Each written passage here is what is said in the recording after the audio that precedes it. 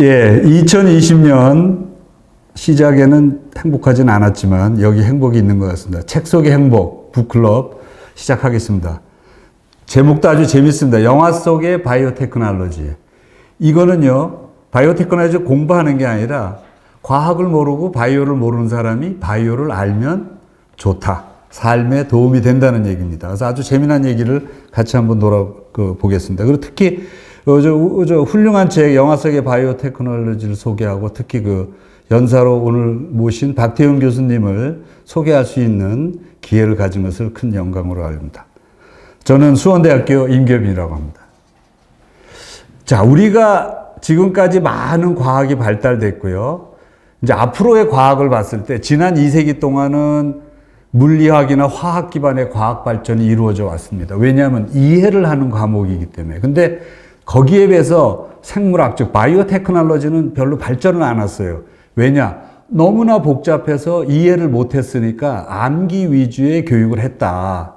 근데 과학이 발달되면서 이제 바이오테크놀로지 하나 둘씩 알게 됐는데 아주 획기적인 사건이 우리 사람의 유전, 윗세대에서 밑세대로 전해지는데 결정적인 역할을 하는 DNA를 마음대로 자르고 붙이고 하는 소위 얘기하는 DNA 재조합 기술이라는 게 개발되면서 생명체를 이제 알게 된 거죠. 그러니까 그동안 숨어 있었던 생명체에 대한 이해와 관심이 아주 급증하는 현 상황이라고 볼 수 있겠습니다.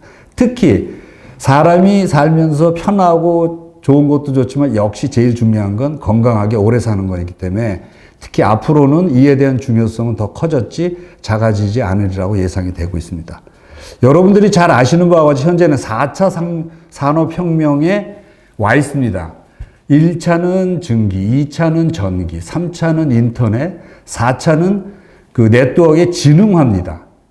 근데 왜 지난 1, 2차에 비해서 3차에 비해서 4차가 중요하냐면 과학기술이 이제 과학기술을 연구하는 사람께 아니라 우리 모든 우리의 기술이에요. 이거를 모르면 우리 비과학적인 사고나 생활하시는 모든 분들이 생활에 불편을 갖고 알면은 굉장히 큰 편리함을 얻을 수 있기 때문에 이 4차 산업혁명이 다른 면에서는 인간이 과학기술하고 같이 가게 하는 중요한 계기라고 개인적으로 생각합니다. 자, 그러면 우리는 미래를 본다면 5차 산업혁명은 어떨까요?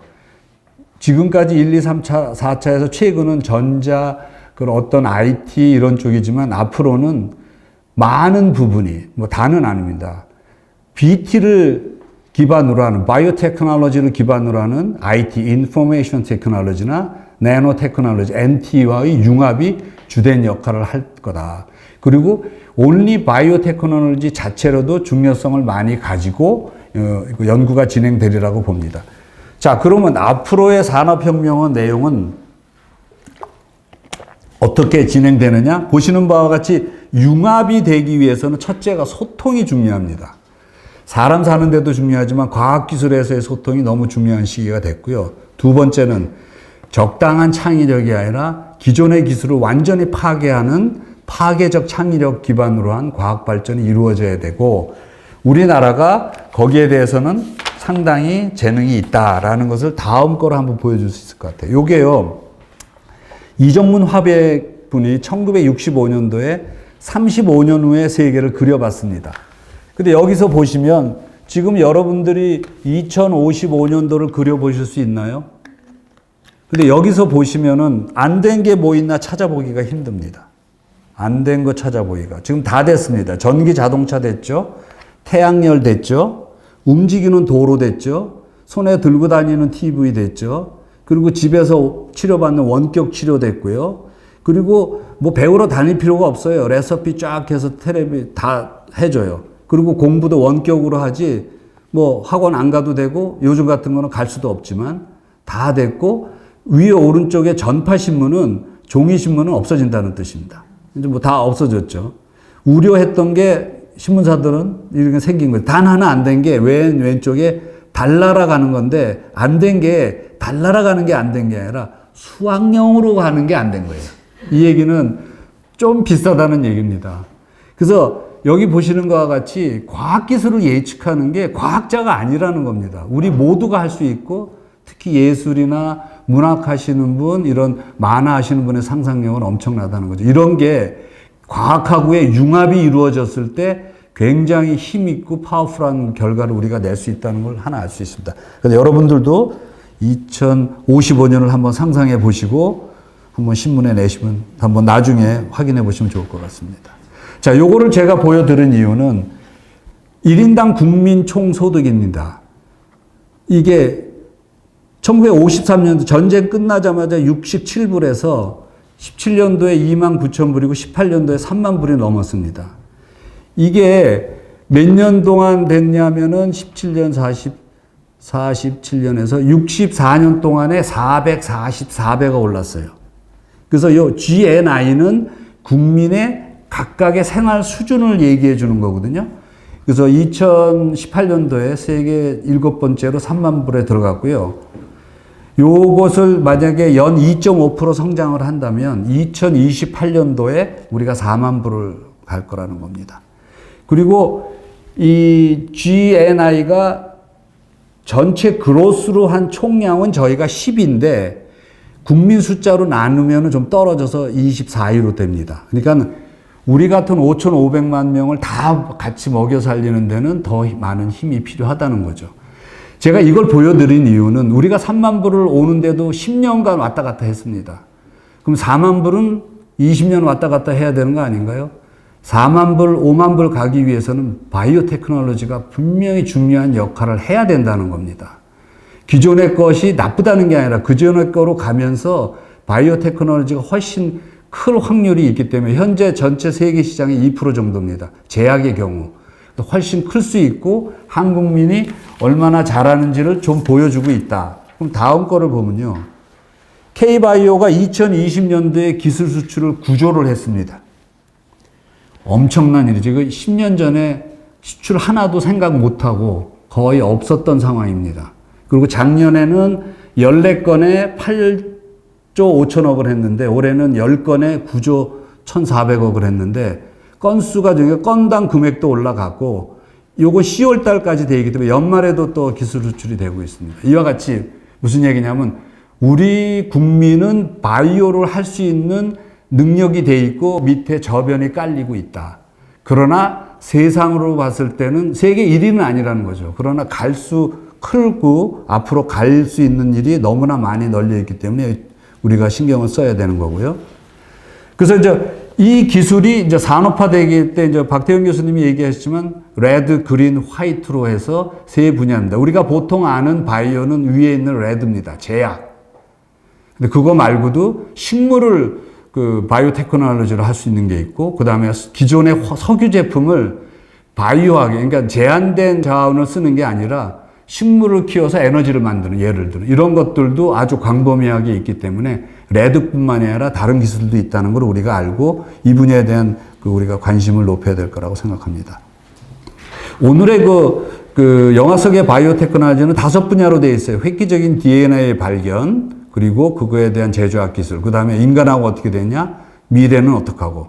자, 그러면 진짜 크기 위해서는 융합 기술이 어떻게 딴 거랑 융합되느냐. 마지막이 저는 되게 중요하다고 봅니다. 앞으로 바이오는 상상에 달려 있다. 우리가 어떤 상상을 가지고 어떤 일을 꾸느냐에 따라서 바이오의 기술은 우리께 온전히 될 수 있다는 거죠. 딴 거보다도 확실히 1위를 갈 수 있는 길도 있다라고 말씀드리고 싶습니다. 오늘 드디어 박태영 교수님을 소개해 드리겠습니다. 서울대학교 화학공학과에서 학사하시고요. 카이스트 한국과학기술원에서 석사를 화학공학에서 하시고 그 아주 유명한 미국 퍼듀 대학에서 공학 박사를 하셨습니다. 그래서 기존에 그 한국생물과학회 회장과 차세대 융합기술원, 요건 경기도하고 서울대하고 같이 하는 프로그램 원장을 하셨고, 가장 최근에는 그 과학기술정통부 산하에 있는 한국과학창의재단 이사장님을 최근에 역임하셨습니다. 현재는 서울대학교 화학생물공학과 교수면서 학부장으로 계시고요. 동시에 화학공정신기술연구소 소장을 역임하고 계십니다. 그리고 국제적인 활동도 많이 왕성하게 하셔서 아시아에서 되게 유명하십니다. 아시아 생명공학연합체 사무총장을 하십니다. 그리고 또한 그 박 교수님이 이 과학기술을 일반인한테 홍보하고 알리는 것에 대한 관심이 많으신데 또한 개인적인 연구도 엄청나십니다. 그리고 국제저널 에디터인데 이 국제저널 에디터라는 것은 굉장히 하기 어렵습니다. 특히 한국 사람이 국제적으로 통용하는 저널을 전체를 편집하는 일을 하는데 뭐 대표적인 엔자임 앤 마이크로바이올로지, 마이크로비얼 테크놀로지 등 뭐 한 4-5군데 에디터를 지금 하고 계시고요. 펠로우십은 한국공학한림원과 과학기술한림원 정예원 하시고 특히 그 동경대학교 공과대학 펠로우도 지금 하고 계십니다. 그래서 저서는 오늘 얘기해드리는 영화 속의 바이오 테크놀로지 말고도 뭐 영어 책도 있으시네요. Biological Systems Engineering 그리고 그 일반인들하고 학생들을 위한 그 처음 읽는 뭐 교과서라든가 미래를 들려주는 생물공학 이야기 이런 여러 가지 책을 집필하셨습니다.